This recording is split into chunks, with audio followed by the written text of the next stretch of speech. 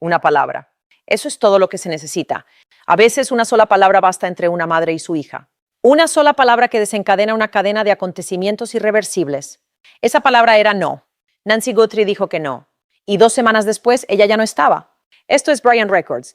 Si eres nuevo aquí, suscríbete ahora mismo. En este caso, seguimos las pruebas como se merecen, con la máxima atención y sin titubear. Hoy no vamos a hablar de los datos del marcapasos. No estamos hablando del tipo del Porsche. No vamos a analizar la grabación del timbre fotograma a fotograma. Hoy estamos siguiendo el rastro del dinero porque 3 meses después de iniciada esta investigación, ha surgido una pista financiera que le da a todo este caso algo que no tenía antes. Una razón, no una teoría, no una suposición. Un panorama financiero documentado, secuenciado e innegable que abarca desde mayo de 2025 hasta la mañana en que Annie Guthrie llamó al 911. Y cuando se ve desglosado de principio a fin, la imagen que forma es muy difícil de ignorar.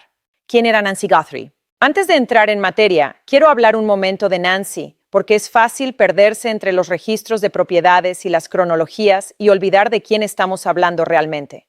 Nancy Guthrie tiene 84 años. Es madre, abuela y una mujer de fe que asistía a la iglesia todos los domingos por la mañana sin falta. Crió a sus hijos prácticamente sola. Ella trabajó duro. Ella se sacrificó.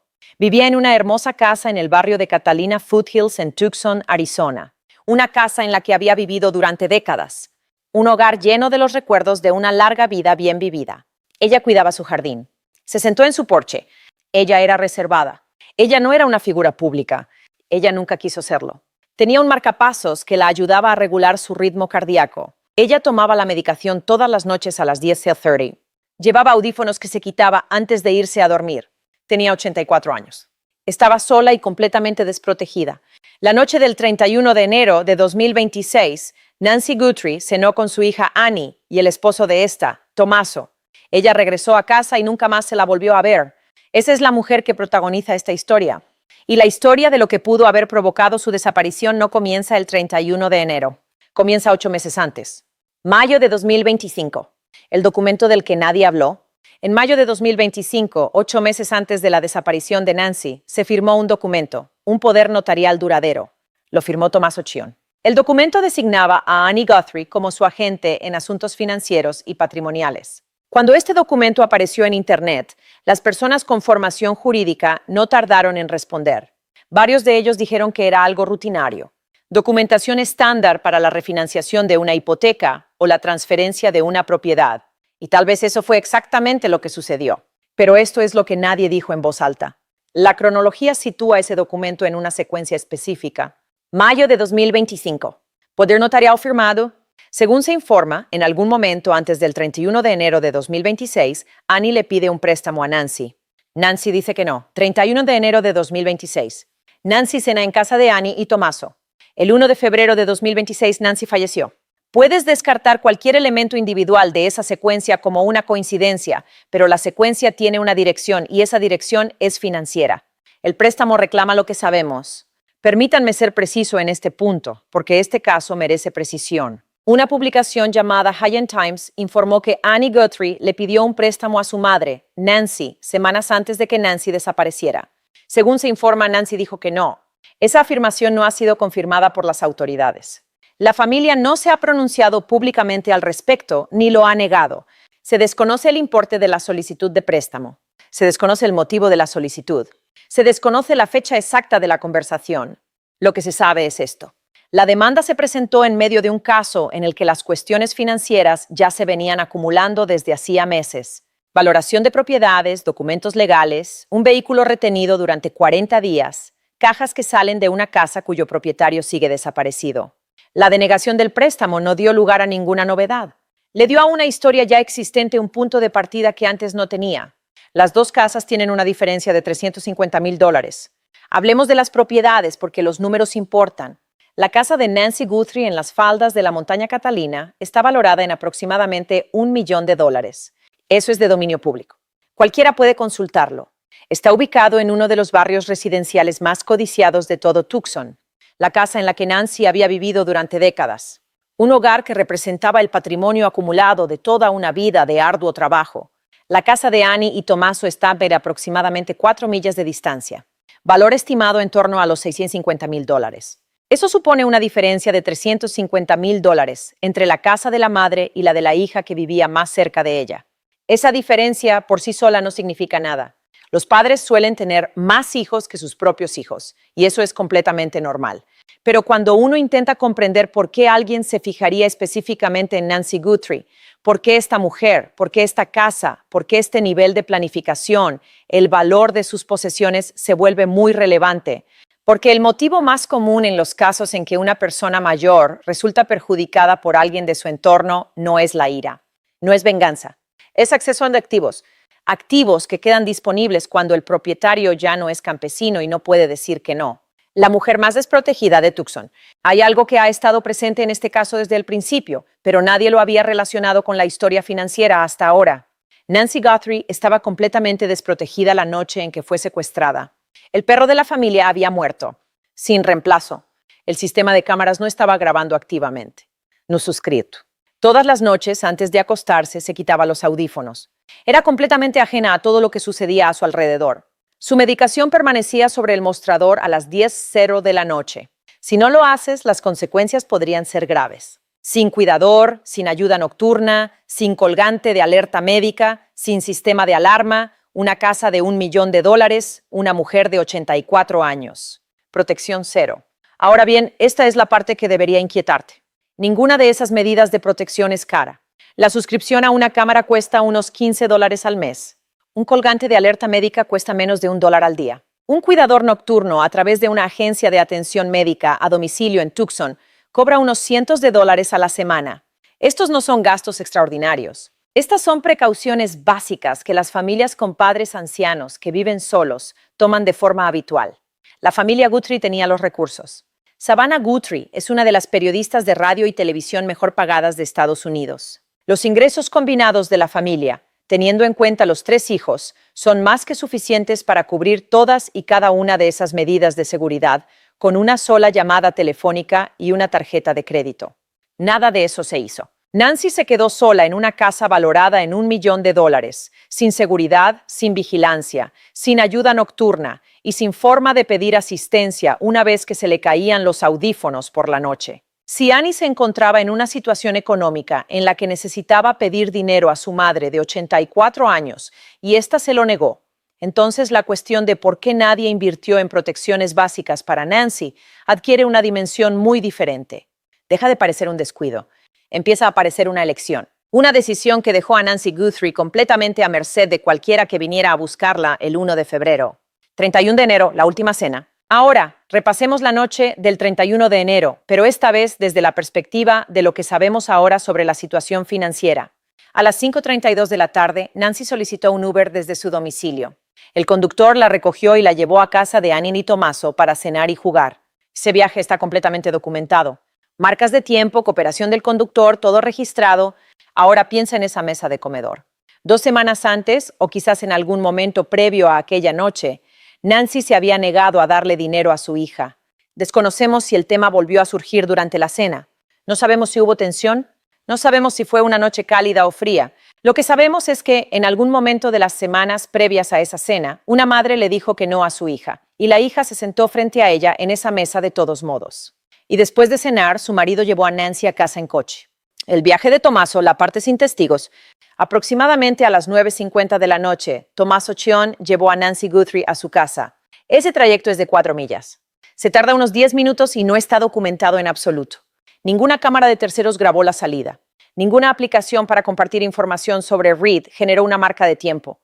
Ningún vecino presenció la llegada. Tommaso dice que acompañó a Nancy adentro. Dice que vio cómo se sellaba el garaje detrás de ella. Dice que se fue. Ese relato es completamente único. No existe corroboración por parte de ninguna fuente independiente. El marido de la hija a la que se le había denegado la entrada fue la última persona en ver a Nancy Guthrie, y su relato de esos últimos minutos es el único que existe. Ahora bien, no estoy diciendo que Tommaso Chion haya hecho nada malo. Lo que quiero decir es que en cualquier investigación seria, cuando la última persona que vio a una mujer desaparecida es el cónyuge de alguien con un móvil económico, esa versión no se acepta sin más. Se examina y el FBI lo examinó. Lo examinaron durante 40 días. Hablemos de ese coche. Annie Guthrie conduce un Honda CR-V. El FBI se lo incautó. Lo retuvieron durante más de 40 días.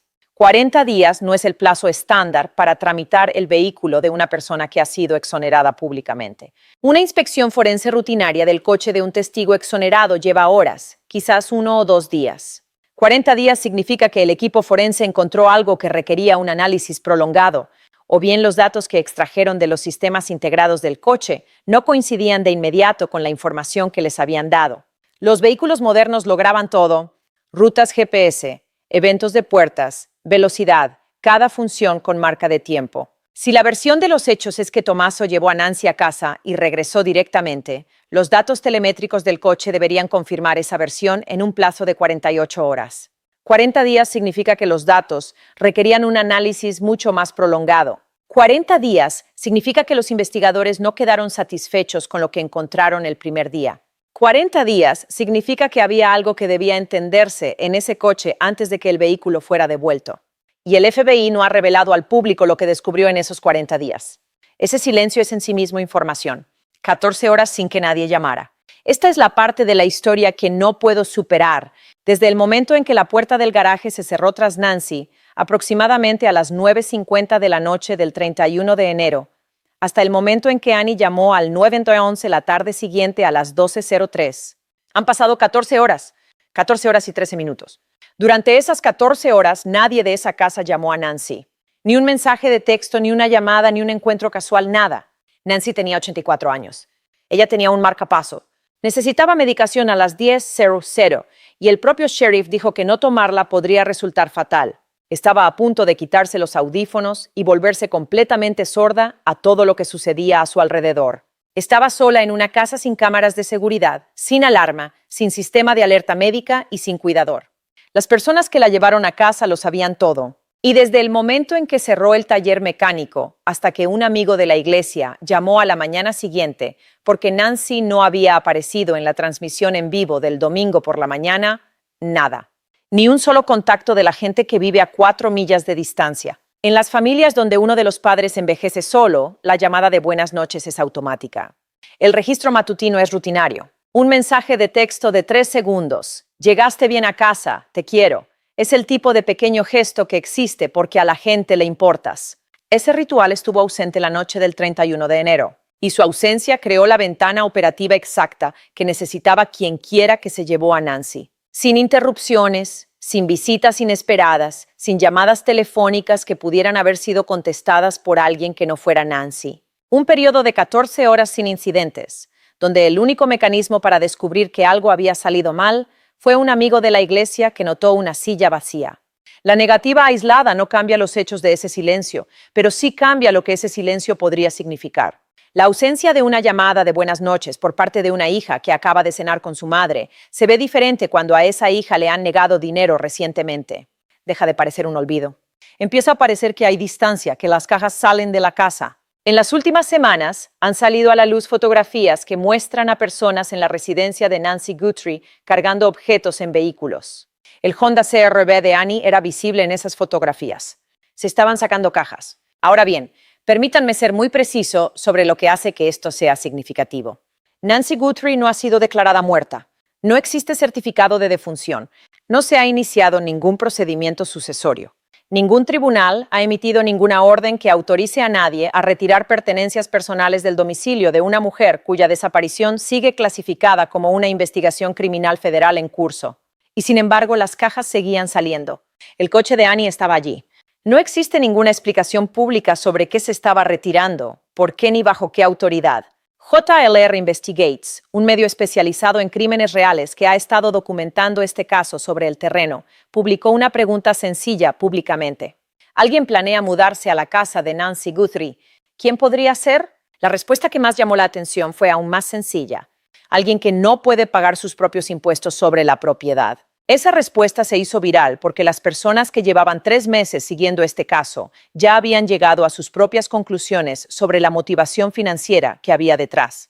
Y esas cajas que abandonaban una mansión desocupada valorada en $1 millón, mientras su dueño seguía desaparecido y ningún proceso legal había autorizado su retirada, proporcionaban un elemento visual que respaldaba esas conclusiones. Cameron, el hijo ausente. Quiero decir algo de lo que casi nadie está hablando. Nancy Guthrie tiene un hijo. Su nombre es Cameron. Cameron es un hijo de Nueva York, sangre de Nueva York, hermano de Annie y hermano de Savannah. En los 3 meses que lleva uno de los casos de personas desaparecidas con mayor repercusión mediática de la historia estadounidense, Cameron no ha hecho ni una sola declaración pública. No ha comparecido en ninguna rueda de prensa. No ha publicado nada en las redes sociales sobre su madre desaparecida. No ha concedido ni una sola entrevista, ni una sola palabra. Savannah ha tenido una presencia visible, lo cual es comprensible dado su perfil público. Annie ha formado parte del discurso público. Cameron no existe en esta historia. Y en los casos que he cubierto en este canal, en investigaciones de personas desaparecidas, donde un miembro de la familia está completamente ausente de los registros públicos, esa ausencia nunca es casual. A veces es duelo. A veces se trata de un consejo legal de un abogado que dice que guardes silencio y otras veces significa algo completamente distinto. El silencio de Cameron no es prueba de que haya cometido alguna irregularidad, pero es una cuestión que esta investigación no ha respondido. ¿Dónde está Cameron? ¿Por qué el hijo de Nancy no ha dicho nada públicamente en 3 meses? ¿Qué sabe él? ¿Qué le han dicho? La llamada sellada al 911. El 1 de febrero de 2026, a las 12:03 de la tarde, Annie Guthrie llamó al 911 para denunciar la desaparición de su madre.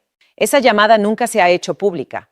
Ni la grabación, ni la transcripción, ni siquiera un resumen de lo que se dijo. En Arizona, las grabaciones de las llamadas al 911 son registros públicos. Los periodistas pueden solicitarlas legalmente. En la mayoría de los casos de personas desaparecidas de alto perfil, la grabación aparece en cuestión de días. Tras 3 meses de investigación, nadie ha escuchado lo que dijo Annie. Ahora, piensa en el intervalo de 7 minutos. Annie llegó a la casa de Nueva York a las 11:56 de la mañana.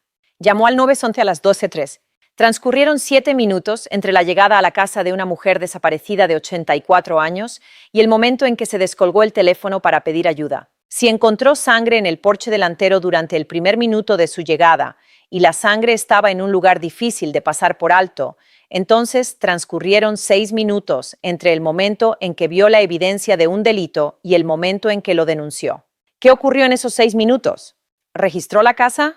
¿Llama a alguien y discute qué decir? Es probable que la grabación de la llamada al 911 capte lo que sucedió inmediatamente antes y durante dicha llamada. Ruido de fondo, otras voces, el estado emocional de la persona que llama. Todo está guardado bajo llave. El detective retirado Bob Gilliam apareció en el podcast de Chris McDana, Interview Room, y abordó este tema directamente. Dijo que probablemente esa grabación contiene información de la investigación que los detectives no quieren que el público escuche.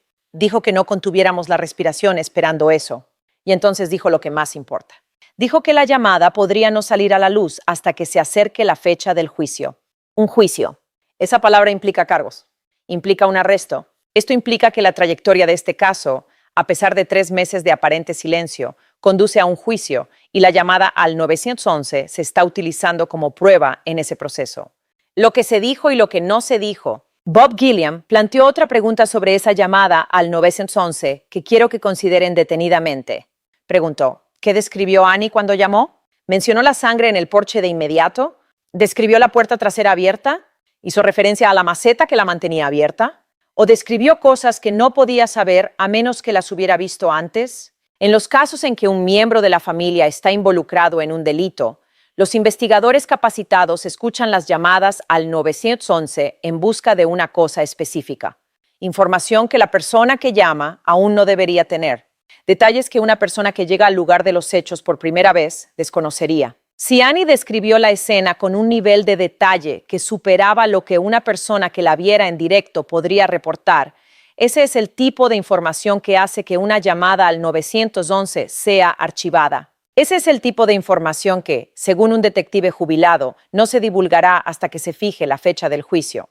El protocolo NBC, esto es algo que la mayoría de la gente sabe, pero que no ha relacionado completamente con la historia financiera. NBC News elaboró un protocolo específico para este caso. Si surge alguna noticia de última hora sobre Nancy Guthrie durante una transmisión en vivo, Savannah es retirada del plató. Otro presentador se encarga de la noticia ante las cámaras. La información se entrega a Savannah de forma privada. Ese protocolo se utilizó el 15 de abril. Savannah fue retirada a mitad de la transmisión tras haber hecho un adelanto de un segmento. Regresó más tarde sin dar explicaciones. 2 días después, estuvo completamente ausente. Las redes no establecen esos procedimientos para los casos que creen que están quedando sin resolver. Las construyen para casos en los que prevén un momento, una detención, un cadáver, una identificación, un momento que impactará a un miembro de la familia en tiempo real y en la televisión nacional. El protocolo es la preparación, y la preparación significa que NBC cree que este caso va por buen camino. El rastro financiero que estamos siguiendo hoy, la denegación del préstamo, el poder notarial, la inspección del coche a los 40 días, la llamada al 911 sellada, es el tipo de historia que termina en un tribunal. Y NBC está preparada para el día en que se abra la sala del tribunal. El ADN que podría darle un nombre.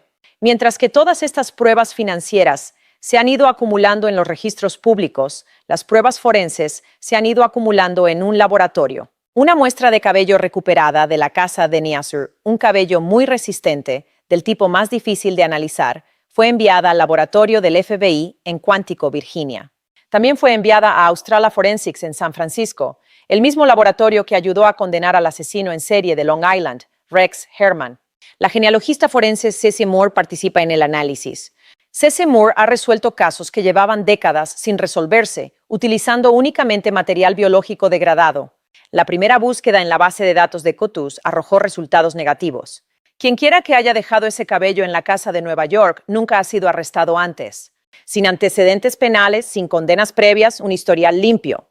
Ese resultado elimina a los delincuentes habituales y a los oportunistas ocasionales. Describe a alguien que lleva una vida ordinaria, alguien que asiste a cenas familiares, alguien que lleva a mujeres mayores a casa por la noche, alguien que firma poderes notariales y solicita préstamos que son rechazados. El ADN aún no tiene un nombre asociado, pero el perfil que está construyendo, una persona sin antecedentes penales, conectada con el círculo íntimo de Nueva York, que lleva una vida ordinaria, coincide con la imagen financiera que este vídeo ha ido construyendo a lo largo de todo el vídeo.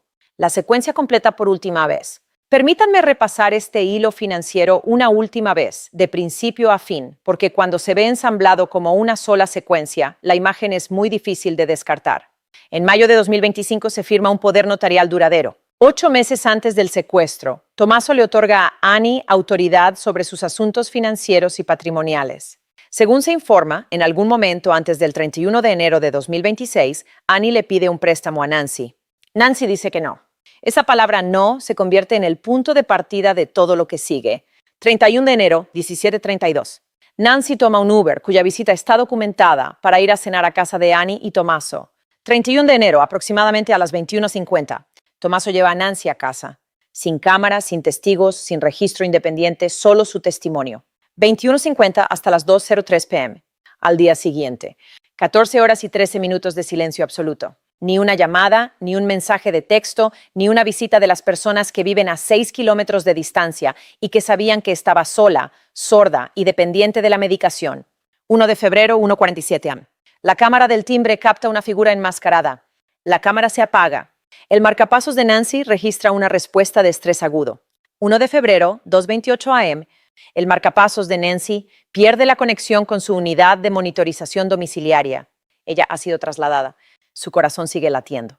Ella está viva. 1 de febrero, 2:03 p.m. Annie llama al 911. La llamada se encuentra actualmente bajo secreto de sumario por parte de los investigadores. Un detective jubilado afirma que no se hará público hasta que se fije la fecha del juicio. Entre febrero y marzo, el Honda CR-V de Annie fue incautado, retenido durante más de 40 días y sometido a un exhaustivo análisis forense. Abril de 2026. Salen a la luz fotografías que muestran a personas sacando objetos de la casa de un residente de Nueva York. El vehículo de Annie está presente. Nancy no ha sido declarada muerta. Ningún proceso legal ha autorizado a nadie a retirar nada. Mayo de 2026. Surgen informes de que alguien planea mudarse a la residencia de Nancy Guthrie. Esa es la secuencia. Cada elemento que contiene tiene una explicación inocente. Un poder notarial puede ser un trámite rutinario. Una cena puede ser simplemente una cena. Llevar a alguien a casa puede ser un simple gesto de cortesía. Una interrupción en las llamadas telefónicas puede ser un descuido. Las cajas pueden ser trasladadas para su conservación. Cada pieza tiene una versión que no significa nada. Pero esto es lo que he aprendido tras 3 meses cubriendo este caso. Cuando toda explicación inocente requiere que ignores la pieza que vino antes y la pieza que viene después. Cuando aceptar cada uno de ellos de forma aislada significa pretender que la secuencia no existe. Las explicaciones inocentes dejan de ser las más probables. Se convierten en aquellas en las que tienes que esforzarte más para creer. El ADN cuántico se está procesando en este momento. C.C. Moore y Australa Forensics están trabajando en una muestra de cabello que podría generar un perfil genético relacionado con alguna de las personas mencionadas en esta historia. El FBI tiene los datos telemétricos de los últimos 40 días del coche de Annie. La llamada al 911 está sellada y un detective jubilado afirma que el motivo del sellado se aclarará cuando se fije la fecha del juicio. Brian Entin declaró a la revista Parade el 3 de mayo que la cooperación entre la oficina del sheriff del condado de Puma y el FBI ha mejorado. Pero un funcionario del condado en funciones acusó públicamente al sheriff de dejar que sus sentimientos personales interfirieran en la investigación federal. Esa acusación no ha sido retractada. Ed Smart, el padre de Elizabeth Smart, un hombre que sabe por lo que pasa a una familia en un caso como este, apareció en News Nation y eligió sus palabras con mucho cuidado. Dijo, supuestamente los Guthrie han sido absueltos. Supuestamente esa palabra está haciendo mucho trabajo. Es la palabra de un hombre que respeta la postura oficial, pero que deja abierta la posibilidad de que no sea la definitiva. Quiero terminar donde empezó este video. Una sola palabra, Nancy Guthrie dijo que no. Ella rechazó la solicitud de préstamo de su hija. Ella rechazó al cuidador que la familia nunca había contratado. Ella rechazó el sistema de alarma que nunca se instaló. Ella rechazó la suscripción a la cámara que nunca fue renovada. Cada no la dejaba más sola, más expuesta, más vulnerable. Y el último no, el que le dijo a su hija, puede que haya sido el que puso todo en marcha. No estoy acusando a Annie Guthrie ni a Tomás Ochión de nada. Nunca he hecho esa acusación en este canal. Lo que he hecho en cada uno de mis videos es seguir las pruebas. Y las pruebas han conducido ahora a un rastro financiero que comienza con una hija pidiéndole dinero a su madre y termina con cajas que salen de una casa valorada en $1 millón antes de que la ley haya declarado muerta a su propietaria. Nancy Guthrie tiene 84 años. Ella sigue ahí fuera. Su marcapasos sigue funcionando, sigue contando, sigue registrando cada latido de lo que sea que esté viviendo en este preciso momento. Ella merece volver a casa. Y las personas que saben dónde está, las personas que se sentaron a esa mesa, que hicieron ese viaje, que hicieron esa llamada telefónica, que cargaron esas cajas, se están quedando sin tiempo para fingir que no lo saben. Esto es Brian Records. Quédate con este canal. Cuando se revele la siguiente parte de esta historia, ya debes estar preparado.